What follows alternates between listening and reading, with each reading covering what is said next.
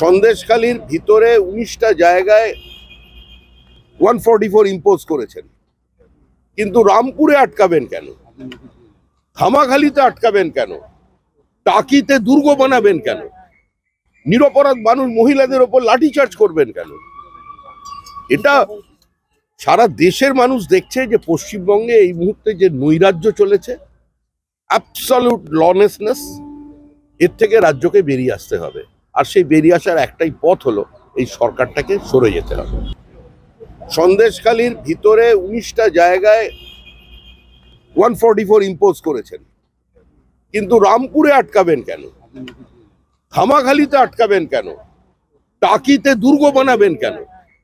নিরপরাধ মানুষ মহিলাদের ওপর লাঠিচার্জ করবেন কেন? এটা সারা দেশের মানুষ দেখছে যে পশ্চিমবঙ্গে এই মুহূর্তে যে নৈরাজ্য চলেছে, অ্যাবসলিউট লনেসনেস, এর থেকে রাজ্যকে বেরিয়ে আসতে হবে। আর সেই বেরিয়ে আসার একটাই পথ হলো এই সরকারটাকে সরে যেতে হবে। দেশের সমস্ত গণতান্ত্রিক অধিকারগুলো, মৌলিক অধিকারগুলো লঙ্ঘিত, পদদলিত হয়ে গেছে। স্বাভাবিকভাবেই যে রাজ্যের মুখ্যমন্ত্রী প্রতিনিয়ত দাবি করে চলেন যে বাংলা এগিয়ে, যে রাজ্যে প্রতিনিয়ত তৃণমূল কংগ্রেসের পক্ষ থেকে বলা হয় যে কৃষকদের আয় অন্য রাজ্যের থেকে 3 গুণ, যে রাজ্যের জিডিপি দেশের জিডিপির থেকে বেশি, যে রাজ্যে 1 বছরের মধ্যে 34 বছরের অপকর্মের পরিসান করে সমস্ত উন্নয়ন করে দেওয়া যায়, তারা মানুষের কাছে যেতে ভয় পাচ্ছেন কেন? মানুষকে ঢুকতে দিতে ভয় পাচ্ছেন কেন? কোন রাজ্যে এটা সম্ভব? কোন উপদ্রুত অঞ্চল সন্দেশখালী? সন্দেশখালীর ভিতরে 19টা জায়গায় 144 ইম্পোজ করেছেন, কিন্তু রামপুরে আটকাবেন কেন? ধামাখালিতে আটকাবেন কেন? টাকিতে দুর্গ বানাবেন কেন? নিরপরাধ মানুষ মহিলাদের ওপর লাঠিচার্জ করবেন কেন? এটা সারা দেশের মানুষ দেখছে যে পশ্চিমবঙ্গে এই মুহূর্তে যে নৈরাজ্য চলেছে, অ্যাবসলিউট লনেসনেস, এর থেকে রাজ্যকে বেরিয়ে আসতে হবে। আর সেই বেরিয়ে আসার একটাই পথ হলো এই সরকারটাকে সরে যেতে হবে। লোকসভার স্বাধিকার রক্ষা কমিটি তারা রাজ্যের ডিজি, মুখ্য সচিব, বসিরহাটের অ্যাডিশনাল এসপি আর সবাইকে তলব করেছে। তারা কি এখন যাবে বলে মনে হচ্ছে? সেটা তারা বলতে পারেন। আর যারা তলব করেছেন তাদের প্রেরোগেটিভ ছিল ডেকে পাঠানো, কারণ স্পিকার তিনি অভিভাবক। যে ব্যবহার, যে আচরণ সুকান্ত মজুমদারের সঙ্গে করা হয়েছে ওই দিন, যেভাবে পড়ে গিয়ে অচৈতন্য হয়ে গেছে, সংজ্ঞাহীন অবস্থায় তাকে হসপিটালে নিয়ে যাওয়ার জন্য যে দেরি করা হয়েছে, আমাদের কর্মীরা যখন গাড়ি নিয়ে এসে তাকে তুলে নিয়ে যাওয়ার চেষ্টা করছে তখন তাদের নিয়ে যেতে দেওয়া হলো না। অনেকক্ষণ দেরি হলো তাকে হসপিটালে নিয়ে যেতে। হসপিটালে নিয়ে যাওয়ার পরে সেখানকার চিকিৎসকরা বললেন, সরকারি ডাক্তাররা বললেন যে ফার্দার টেস্টের প্রয়োজন আছে ইনভেস্টিগেশনে, তার ইনফ্রাস্ট্রাকচার এই মুহূর্তে আমাদের কাছে নেই, আপনারা কলকাতায় নিয়ে যান। কলকাতায় নিয়ে যাওয়ার সময় এত দেরি, হঠাৎ অক্সিজেন শেষ পর্যন্ত হয়ে গিয়েছিল, যে কোনো বড় দুর্ঘটনা হয়ে যেত। তো সেটা দেখার দায়িত্ব অবশ্যই নিঃসন্দেহে স্পিকারের উপরে পড়ে। তিনি মনে করেছেন, ডেকেছেন। এদের ভূমিকা কি মানুষ তো দেখতে পাচ্ছেন। আপনাদের চ্যানেলের সামনে দাঁড়িয়ে শিবু হাজরা সাংবাদিকদের বিবৃতি দিচ্ছেন, আর শিবু হাজরাকে পুলিশ খুঁজে পাচ্ছে না। শাহজাহান ঘুরে বেড়াচ্ছে, শাহজাহানকে পুলিশ দেখতে পাচ্ছে না। এখানে একটা প্রশ্ন, শোভনদেব চট্টোপাধ্যায় বলেছেন যে আপনাদের দলের লোকজনই সুকান্ত মজুমদারকে টেনে নামিয়ে দেয়। সুতরাং এটা স্বাধিকার ভঙ্গের যে এটা রয়েছে, মানে যে প্রিভিলেজ কমিটি ডেকেছে, সেখানে এই সমস্ত ফুটেজগুলোই দেখানো হবে। ওখানে পাশে গাড়ির ঠিক সামনে একদম চালকের পাশে শোভনদেব চট্টোপাধ্যায় বসেছিলেন, এজন্য উনি যেটা দেখতে পেয়েছেন অন্য কেউ দেখতে পায়নি। ভিসা বাতিল হওয়ার জন্য বেশ কয়েকজন আধার কার্ড বাতিল বলে জানানো হয়েছে, ফলে তাই সেই সব লোকগুলো রেশন বন্ধ, ব্যাংক, সরকারি পরিষেবা বন্ধ হয়ে গিয়েছে। এই যে সমস্যা, এটা সমস্যা কি? আপনিই বলছেন যে ভিসা বাতিল হয়ে গেছে। ভিসা নিয়ে যারা দেশে এসছে তারা শেষ হয়ে গেলে তার তো সরকারি পরিষেবা বন্ধ হয়ে যাবে, এটা তো স্বাভাবিক বিষয়।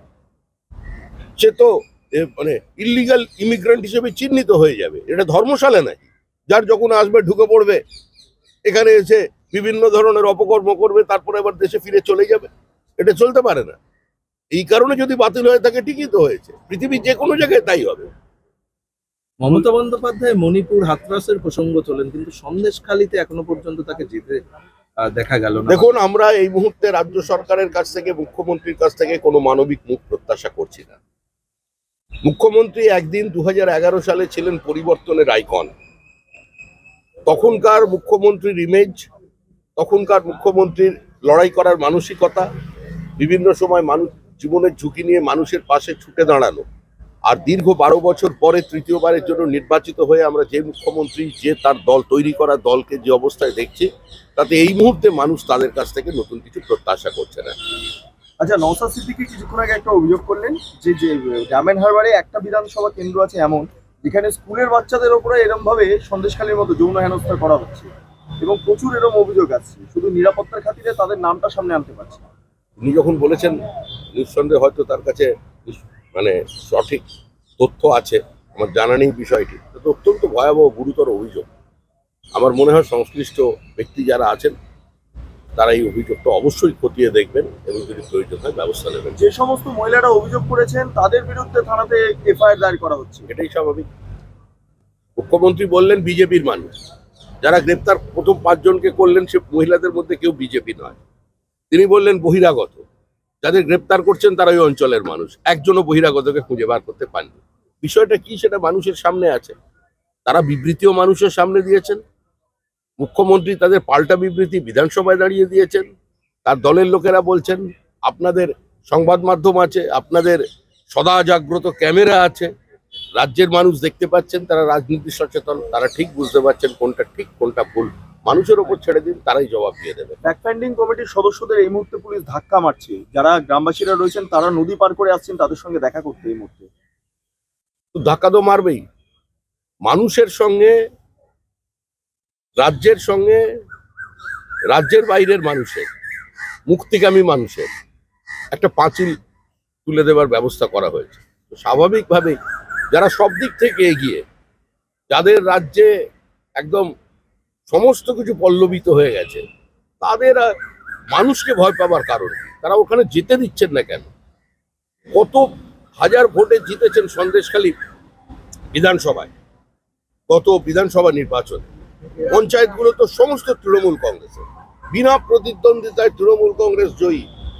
18টা অঞ্চল সন্দেশখালী, সমিতিতে তৃণমূল, জেলা পরিষদে তৃণমূল, পঞ্চায়েতের তৃণমূল, বিধানসভায় তৃণমূল, লোকসভায় তৃণমূল, কিন্তু মানুষের কাছে তারা যেতে দিচ্ছেন না, কারণ মানুষ তৃণমূলকে প্রত্যাখ্যান করে দিয়েছে। মমতা বন্দ্যোপাধ্যায় বলছেন যে শেখ শাহজাহানকে ইডি টার্গেট করে ওই এলাকায় ঢুকেছে এবং তারপর কিন্তু কালকে উনি বলেছেন শাহজাহানকে তৃণমূল কংগ্রেস পরিত্যাগ করতে পারবে না।